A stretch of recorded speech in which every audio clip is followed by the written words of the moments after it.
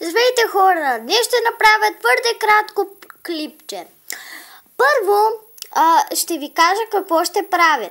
Мисля да задавам един въпрос и слушайте, и после вие ще трябва да отговорите на него и който отговори първи от вас, той ще избира какви клипчета да направя следващите 3 седмици.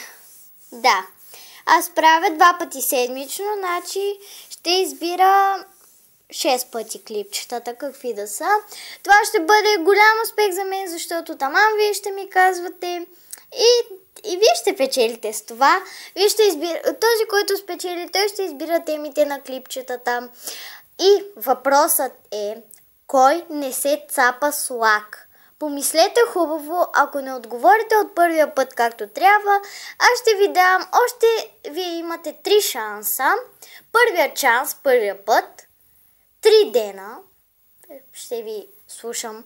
Първия ден казвате първото предположено, втория казвате следващото предложено и така нататък.